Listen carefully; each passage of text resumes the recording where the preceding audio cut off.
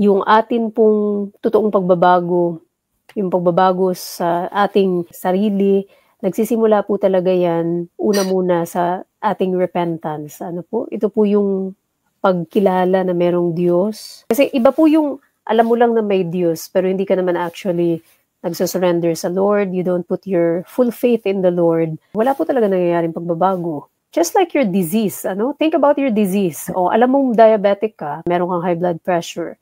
Tapos sinabi mo, ay, alam ko lang yan.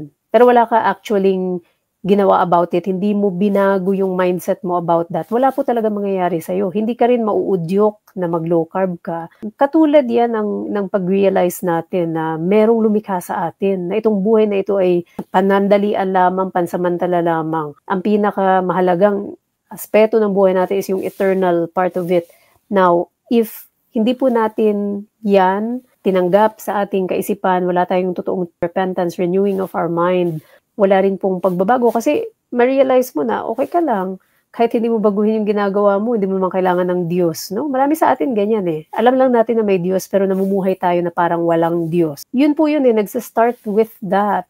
Sa pagkilala natin na merong Diyos, doon na nababago tayo kasi bigla tayong nagkakaroon ng banal na takot. Hindi ka natatakot dahil paparusahan ka, kundi alam mo na there is a sovereign God and nagkakaroon ka ng panibagong outlook na kahit walang nakatingin na ikaw ay gagawa ka ng sa tama kasi alam mo na merong Diyos. Kapag ikaw ay kumbinsido na ikaw ay isang makasalanan, kailangan mo ng tagapagligtas at tinanggap mo ang Panginoong Jesus kasi siya lang ang pwede magligtas sa'yo. Wala naman pong iba eh. Wala ka pong magagawa, kapatid, na makakapagligtas sa sarili mo. Hindi yung magaganda mong gawa. Yes, gumawa ka na mabuti. Yan ay byproduct ng dahil ikaw ay may banal na takot sa Diyos, right? Bakit nga ba ang totoong Kristiyano ay hindi nandaraya, for example? Bakit ang totoong Kristiyano hindi nang aapi ng kapwa?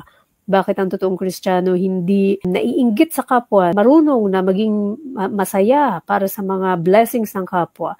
Dahil siya ay may banal na takot sa Diyos. Kung kilala mo lang ang Lord pero wala ka naman actually reverence for the Lord, patuloy mong gagawin yung mga ganyan. Ano po?